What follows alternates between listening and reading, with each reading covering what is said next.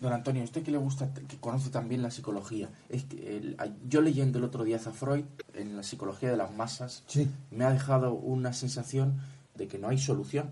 Y le voy a explicar muy brevemente por qué, porque Venga. quiero saber lo que usted piensa. Sí. Freud dice que el ser humano no es capaz de superar la dialéctica, la disputa entre el superyo, el ideal del yo, lo que uno quiere ser y lo que realmente es. Esa frustración de no alcanzar nunca lo que uno cree que debe ser y lo que realmente es, hace que los individuos quieran sustituir esa dialéctica y busquen sustituirla con un jefe, con un caudillo, sí. o con un partido político, sí. Y agregarse a cualquier masa. Y lo pone con el ejemplo de los maníacos depresivos. Dice que los maníacos depresivos pasan por una fase en la que sufren mucho remordimiento, se castigan, y otra fase en la que están eufóricos, en la que el ideal del yo se identifica con el yo. Lo que quiero decir, don Antonio, es que el desasosiego que a mí me ha quedado después de leer a Freud es que parece que los individuos son incapaces de crear por sí mismos sus propios ideales, o crear por sí mismos su propio ideal del yo, y de intentar ser lo que realmente quieren ser, y lo que hacen es sustituirlo por un partido para ser como el maníaco depresivo, estar en los momentos de euforia, estar tranquilos, identificar el yo con el ideal del yo. Eso tiene bastante importancia psicológica, pero yo no creo que sea que la explicación de Freud, que quiso superar a la psicología de las masas, que él cita de Le Bon, sí, Le Bon continuamente, Le Bon. Sin embargo, quien ha dado la solución más cercana a la realidad de ese problema no es ni un filósofo ni un psicólogo, no son Le Bon ni Freud, ha sido un historiador, y nada menos que un historiador de la Revolución Francesa, que es Georges Lefebvre. Y Lefebvre, al estudiar un fenómeno extrañísimo, que se produjo en la Revolución Francesa, que es conocido con el nombre del terror, le terror, que fue un movimiento inconsciente de las masas campesinas, propietarios incluidos, no solo obreros campesinos o aparceros, sino de los campesinos, que en toda Francia, y sin que se explique la transmisión de una noticia, en los últimos días de julio, temieron la reacción de la aristocracia contra la toma de la Bastilla.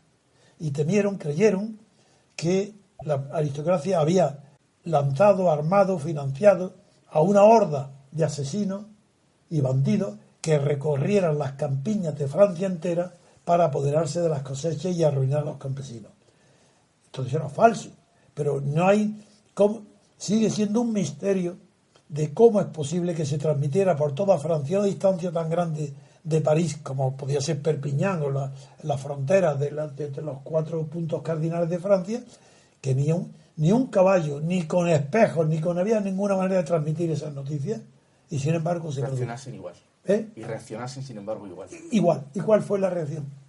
Pues pueblos, fueron un día de domingo, donde empieza, los últimos días de julio del 89, pueblos que estaban en domingo y estaban paseando los burgueses y los campesinos al lado de la iglesia, en las plazas, en las calles de gente pacífico, cuando alguien, digo eso como un ejemplo, no fue siempre el mismo escenario, los escenarios cambiaron, pero el fenómeno es el mismo.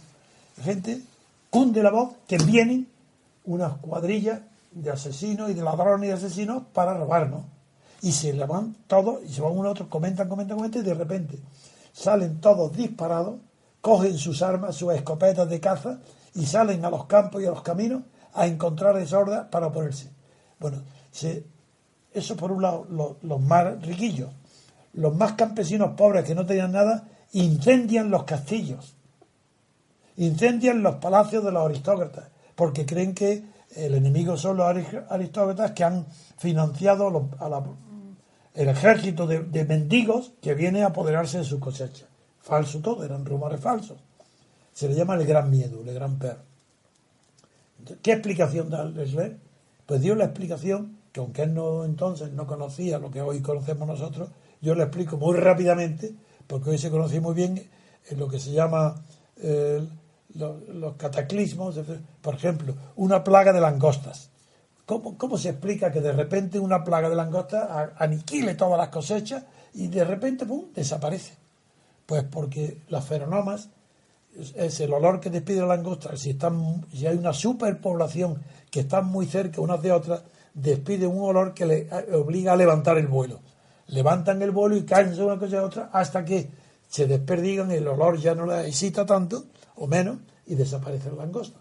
Pues esto es lo que sucede, la explicación que da Lefebvre, que le llama estado. Cambia el estado de la persona, no el ánimo, el estado, hay una transformación del estado.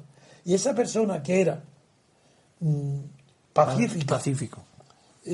Tranquila y razonable, de repente unas circunstancias tan grandes y tan unánimes en toda Francia, tomo de la Bastilla, reacción de la aristocracia, los enemigos son los aristócratas, nos van a quitar los campos, las cosechas, hace que se transforme el estado de ánimo en agresivo y salgan a matar.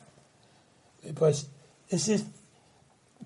hay algo, menos relación, pero algo tiene con la psicología de las masas, lo que hace Schumpeter, que yo me refiero muchas veces aquí. También hay masas, pero no reunidas, no tienen olor a feromonas, no se huelen una a otra. No es una cuestión física. Eso es. Entonces, lo que Schumpeter cuenta de la votación.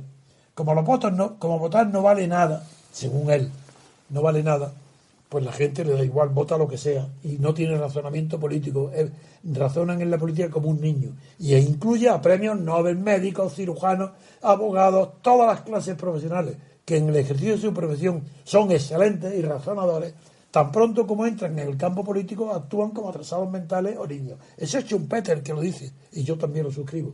Pero la razón que él da es que es gratis. No, esa no es la razón. La razón es que votar no es porque no cueste nada, es porque todo el mundo quiere ser rey por un día y se lo creen. Como no están dedicados al análisis de la política, no saben nada de política el pueblo.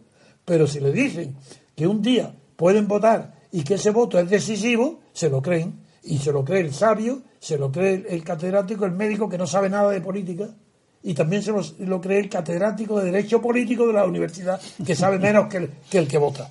Se lo cree y van a votar creyendo que son reyes por un día. Como langostas. Como langostas ese día, sí. Pero no, la ventaja es que no se huelen unos a otros. Hombre, algo se huelen cuando acuden a las urnas, en los colegios electorales sí debe haber un olor a feromonas. Lo de Schopenhauer también está bien, lo de los erizos.